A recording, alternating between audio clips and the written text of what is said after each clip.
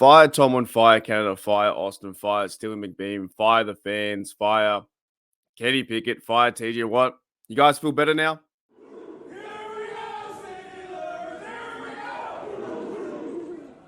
G'day, guys. Welcome back to Steelers Nation Australia. No, this episode is not about firing Canada, firing Tomlin, firing the Rooneys.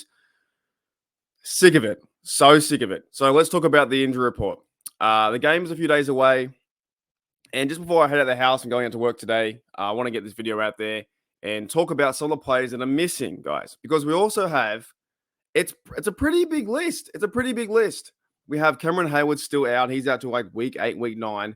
Deontay Johnson, he's been missing. We need DJ back. I know some fans don't like DJ, but we need him back. He's a good route runner. Him and Kenny work well together. They need to move the offense forward, right? So we need those blokes back. McFarland's still out as well for third down. But here we go. So injury report, we have Presley Harvin, hamstring right. He's out. Highsmith has a groin. Now, I did hear that Highsmith in an interview says he's ready to go. So he should be good to go. So hopefully he's fine to play some football. Dan Moore's out. James Daniel out. Frymouth out. And DeMarvin Leal is out. That's 1, 2, 3, 4, 5 players that are out, including the guys that are Cameron Hayward, Deontay Johnson, and McFarland. And if you guys know any other players that are out that I can't think of at the moment, let me know in the comments below. But let's start with Presley Harvin. So Brad Wing is going to be the guy again this week. Like, I'm not a fan of the guy, but all he needs to do is punt the ball, not stuff up, hold the football, and we should be sweet. I did like what Presley Harvin was doing, so hopefully he can come back in the next few games, or maybe after the bye we get Harvin back. But this might be the second time we see Brad Wing in the team. Dan Moore Jr., he's out with a knee.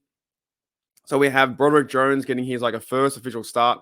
Now, he has done some snaps too, but we need to see some push. Like, I'm talking the whole O-line needs to push the guy in front of them, create running lanes for Najee. Najee's getting trapped back there. He can't do it all himself. The fan base wants to can Najee, but to me, it makes no sense. It's to do with the offensive line actually pushing players in front of them, and we need Najee to get some open holes. And the same way that Joe Moran sees a ball too, man, the O-line's in trouble. I saw someone said to me in the comment before that there should be pressure on Pat Meyer.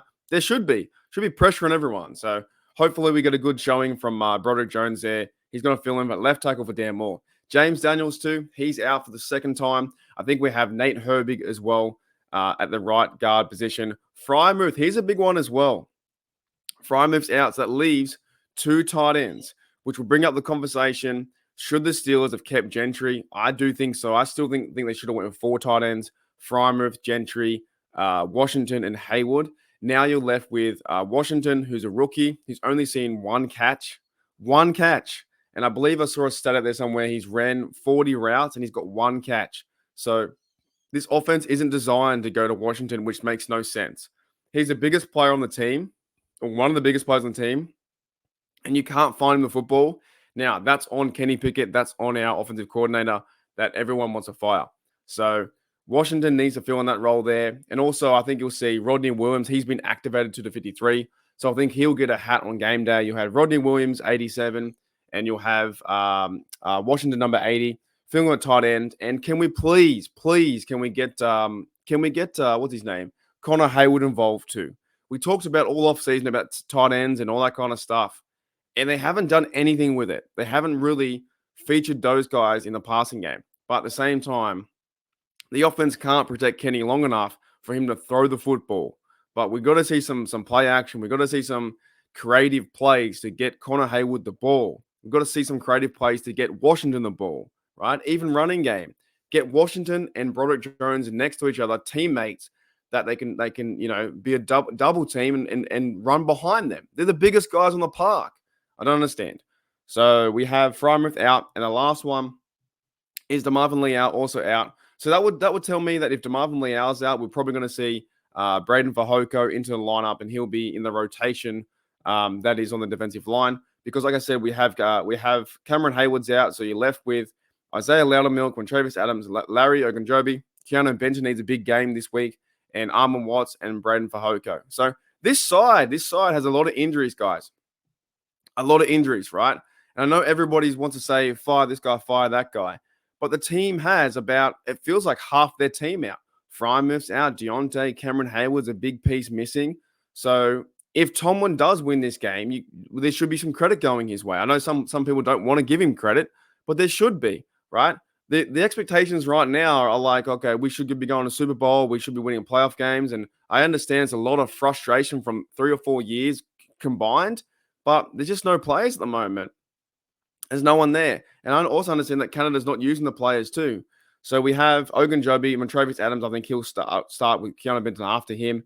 Loudermilk will be in the rotation too.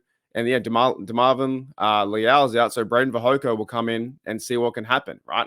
Our defense has got a lot of injuries. And also on offense, we're missing 2 of our starters. That is Moore and James Daniels. Anyways, guys, that's kind of the injury wrap up. Hope you guys have a very good Friday night, I think it is. We have a few days to go. I'm not giving up, man. Tomorrow I'll go live and I'll put more of a positive spin on things. I want to talk about just overall support and fandom, right? Or, facing the adversity. It's 2-2. It's not over yet. I know it feels like it's over. A lot of people want everyone gone, but I don't follow football that way. I follow the game to just support them, cheer them on. And if they do win, it's fantastic. If they lose, you dwell on that for like one day. I feel like we've been dwelling in this for like 6 days. We should have passed this by now.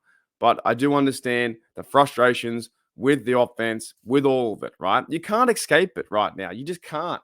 You look around the internet, you go check your mail, you look into your mailbox and someone says, "Fire Canada," right? There's just so much. It's just everywhere. It's almost getting to a point where we're beating beating the horse dead or whatever it's called, whatever that saying is, to beat the horse dry or flogging a dead horse, right? It's just, I'm getting over it. Anyways, guys, that's it. We have those injuries there. Harvin's out. Highsmith questionable. Dearmore's out. James Daniels out. Frymouth out. DeMarvin Leal out. So the next guy, the next men up, they have to step up. This team needs to win this game. They have to. Like, for any chance to really get back in the swing of things, you've got to win this game, the Ravens game at home, have a bye, reset, and then you've got to win the Rams game.